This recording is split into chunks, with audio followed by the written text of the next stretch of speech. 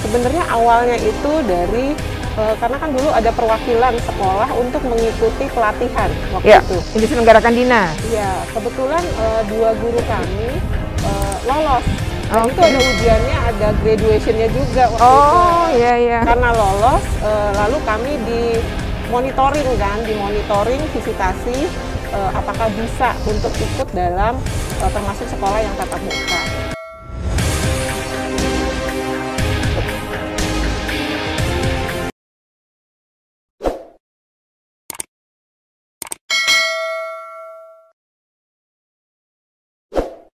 Hai guys, sekarang kita sudah berada nih ya di SMP Mahatma Gandhi School. Kita akan mewawancarai pihak sekolah ya, juga sekaligus untuk keliling memastikan betul nggak sekolah ini siap pembelajaran tatap muka. Ikuti ya videonya.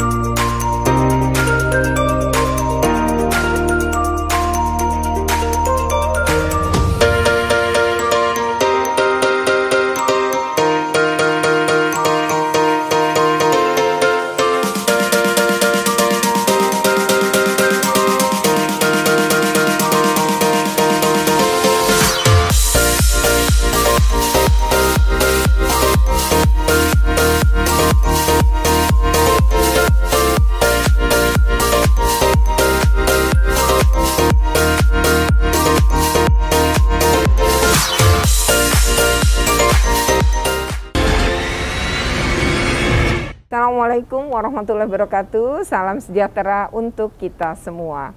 Hari ini saya berada di sekolah Mahatma Gandhi ya, Mahatma Gandhi School biasa disebut.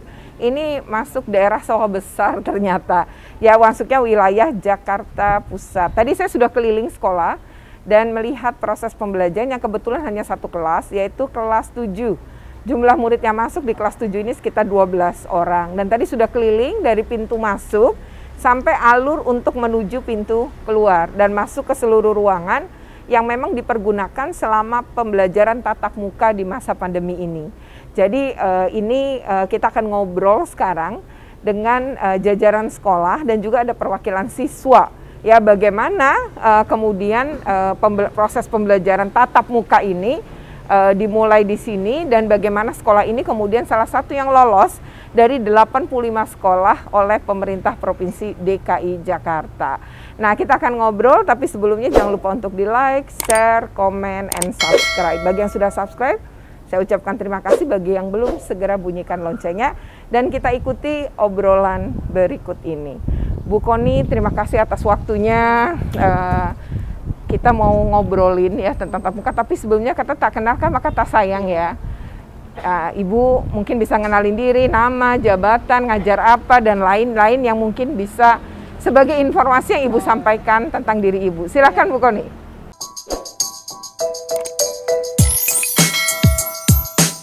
Oke, nama saya Okta Ivoni Leong, tapi anak-anak di sini, siswa-siswi di sini memanggil saya Miss Foni. Oke. Saya ngajar. Oh, Foni ya, Foni ya. Iya, Foni. Oke. Saya ngajar dulu namanya Teknologi Informasi Komunikasi dan TIK. Oke. Tapi kesini kan mengganti menjadi nama Informatika. Jadi kami udah 2 tahun ini berganti jadi pelajaran Informatika. Saya mengajar di sini sudah 18 tahun. 18 tahun? Wah, lama sekali. Saya Rana Susendra. Bekerja di Mahatma Gandhi School, baru masuk tahun kedua, Bu. Oh, tahun kedua ini? Oke. Sebelumnya saya tidak di sini dan bekerja di tempat lain, tapi bukan di pendidikan. Oh, tadinya bukan bidang pendidikan bukan, pokoknya ya? Iya, mungkin itu. Oke. Perkenalkan, nama saya Metavianilin, saya dari kelas 7B. 7B, oke. Iya, benar.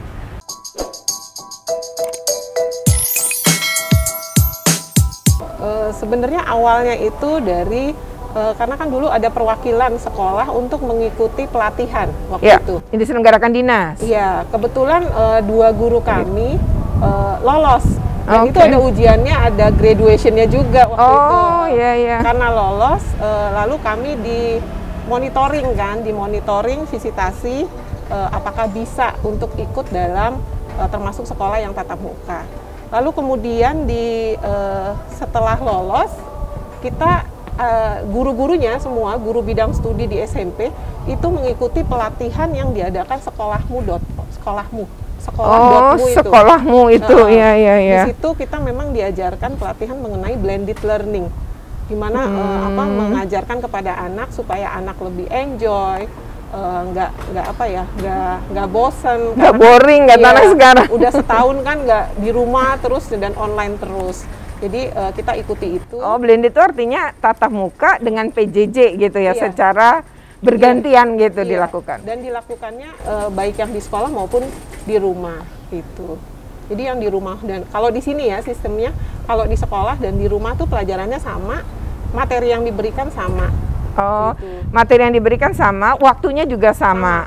Jadi berlangsung pada saat waktu yang sama. Dengan menggunakan. Jadi modelnya kayak live ya. Oh, live. Tapi anak-anak lewat yang di rumah melalui Zoom. Oke.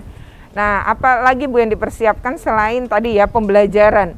Sebenarnya kalau secara itu guru-gurunya yang lain kan tadi yang pelatihan cuma 2. Nah, ini gimana nyiapin guru-guru untuk SOP misalnya protokol kesehatan dan lain-lain itu gimana? Oh, sebelumnya di sini kan ada waktu kita bikin tatap muka, waktu buat tatap muka itu ada beberapa orang yang ditunjuk untuk bertanggung jawab, ada Satgas Covid dan sebagainya, dan disosialisasikan dulu.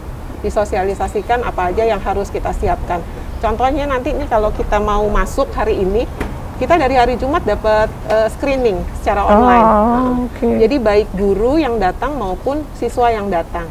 Jadi kalau apabila di situ memang dia tidak kondisi badannya tidak fit, tidak usah datang, termasuk gurunya. Termasuk gurunya. Kalau vaksin gimana? Kalau vaksin kita semua sudah vaksin, baik guru yang lokal WNI maupun yang ekspatriat. Oh, karena ada vaksin, ada guru. Karena ini bentuknya ini memang sekolah SPK ya. Iya. Dan kalau apa namanya vaksin TU pun termasuk atau satpam dan lain-lain.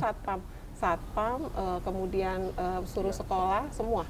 Staff semua. Berarti yang pokoknya yang hadir pada saat tatap muka itu semua vaksin gitu ya.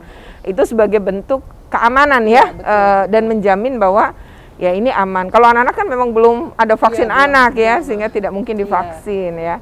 Memang pertama itu pengertian dan disiplin daripada karyawan.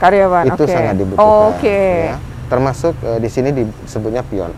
Kemudian tenaga satpam. Oh, jadi prokes seluruhnya ya, mulai dari satpam sampai pengajar ya. Nah, itu paling utama kita disiplinkan dulu. Pada saat mereka sudah mengerti, nah rasanya pekerjaan kita itu jadi lebih ringan. Karena satu dengan yang lain bekerja samanya cukup baik. Nah. Oh, jadi yang disadarkan itu dulu ya. Karena mereka juga akan jadi contoh bagi anak-anak ya. Betul. Nah, tanpa dasar yang kuat dari mereka juga rasanya agak sulit juga. Agak sulit ya. Untuk menerapkan prokes. Berapa lama itu untuk nyiapin sampai ada perubahan perilaku tuh? Kita cepat Bu, mudah-mudahan waktu itu 1 bulan juga sudah oke. Sudah, baru kemudian bicara fisik sarana. Iya, fisik apa yang disiapkan Pak?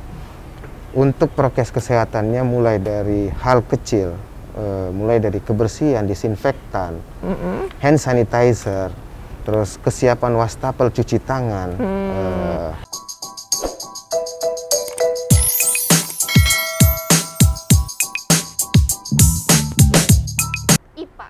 IPA. Oh, itu agak berat menurut kamu ya? Oke, kalau matematika? Matematika gampang karena gurunya itu menjelaskan dengan sangat terperinci Terus dia menjelaskannya juga tidak terlalu cepat ya buat saya. Sehingga kamu bisa menangkap dengan mudah ya. Iya. Tapi kalau IPA?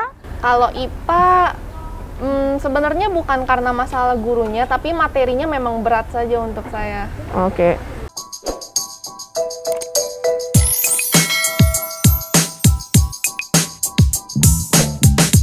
Ya, harapannya pandemi segera berlalu. Ya minimum menurun lah. Ya, landai ya kasus. Jadi anak-anak bisa ikut lagi ikut tatap muka di sekolah karena terlampau lama di rumah.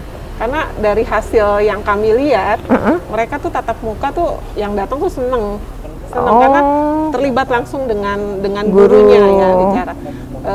Contohnya pelajaran informatika kan, kalau di sini kan dia langsung belajar di lab komputer dan kalau tidak ngerti langsung tanya. Gitu. Di rumah juga bisa sih, bisa karena mereka share screen tapi beda kali ya secara. Iya, berbeda. Karena interaksi di langsung lebih terjadi kan, betul. Lebih menyenangkan bagi anak-anak ya. Ya itu harapan kami itu semuanya bisa berlangsung kembali seperti semula minimum setengah-setengah kita bisa masuk. Kalau sekarang berapa Bu yang masuk? Kan tadi Ibu harapannya setengah-setengah.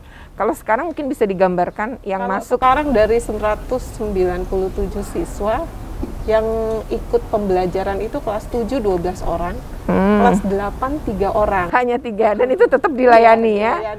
Oke, jadi berarti 12 tambah 3 ya sebenarnya tatap muka hanya 15 ya. Lebih banyak yang pembelajaran jarak jauh dan yang 3 pun dilayani. Nanti hari Rabu ya mereka masuk ya. Gantiannya gimana Bu? Jadi hari ini kelas 7, Senin ini kelas 7, hari Rabu kelas 8. Harusnya sih hari Jumat kelas 9, tapi karena kelas 9 sudah selesai pembelajaran, sudah ujian ya, selesai ujian, jadi tidak ada kelas 9. Tidak ada. Nah kalau bulan Juli rencananya gimana tuh? Kan mau serentak, seperti itu, misalnya nambah atau kira-kira ya tetapkan patokannya orang tua? Iya, tetap patokan orang tua. Jadi nanti kalau Juli pun dengan jumlah segini tetap dilayani ya? Betul. Dan Juli itu kan ada murid baru berarti Ibu dapat ya? Iya, betul. Kelas 3-nya keluar dan akan ada murid baru. Oke, jadi tetap ya polanya kelas 7 hari Senin, kelas 2 hari Rabu, Jumatnya kelas 3. Dan berapa jam Bu satu hari? Satu hari 3 mapel ya. 3 mapel, masing-masing 60 menit? 1 jam, iya. 60 menit satu jamnya ya? Iya. 60 menit berarti dengan 3 mata pelajaran berarti sehari 3 jam? 3 jam. Oke. Harapan saya mungkin kepada pihak-pihak yang berkecimpung di dunia pendidikan, sekolah kami itu siap. Hanya kita perlu pembenahan sedikit lagi untuk persiapan aja, persiapan kelas Bu terutama, dan mungkin di Juni sebelum libur itu kita sudah siap. Sudah siap ya. Harapan aku sih bisa lebih sering diadakan, bukan kayak cuman seminggu sekali, tapi tetap dibatasi muridnya. Jadi penyebaran COVID ini tuh tetap semakin berkurang gitu loh. Karena menurutku pembelajaran offline ini tuh sangat membantu murid-murid biar lebih memahami materi. Karena semenjak pembelajaran online itu aku lihat murid-murid nilainya pada turun semua. Oh gitu? Iya, benar. Termasuk Meta juga? Iya, termasuk aku juga. Jadi turun ya, karena nggak maksimal kali ya, kurang efektif ya. Paling tidak ketika belajar tatap muka ini kamu merasa jauh lebih efektif ya, lebih bisa hal yang kamu nggak bisa jadi bisa gitu ya. Iya. Nah walaupun hanya 12, kamu berharapnya kalau seminggu sekali, sekarang mudah-mudahan seminggu 2 kali paling nggak kali ya. Iya. Peningkatannya ya, mudah-mudahan di Juli nanti gitu ya. Iya. Kalau kasus DKI landai ya, artinya tidak terjadi peningkatan kasus ya. Mungkin harapan Meta bisa saja tercapai, tapi paling tidak seminggu sekali aja dia sudah merasa terbantu dan seneng banget gitu ya. Oke, guys, itu video kita ya, obrolan dengan Meta, siswi dari SMP Mahatma Gandhi. Tadi dia nyeritain semuanya dan termasuk lancar dia ya menceritakannya, anak SMP kelas 7 tapi lancar banget gitu ya ngomongnya. Makasih ya Meta sudah ngasih waktu dan maaf mengganggu pembelajarannya, dan kita akan ikuti terus ya video-video berikutnya. Tapi video di SMP Mahatma Gandhi ini mungkin bisa menjadi inspirasi sekolah lain juga ya, karena setiap sekolah yang kami datangi ternyata punya ciri yang berbeda-beda. Oke, demikian video ini. Sebelumnya saya ingatkan untuk like, share, comment, and subscribe ya. Bagi yang sudah subscribe saya ucapkan terima kasih, bagi yang belum bunyikan loncengnya, dan sampai ketemu lagi pada video kunjungan ke sekolah berikutnya. Oke, Meta, makasih ya, sukses buat kamu ya, sehat selalu. Oke.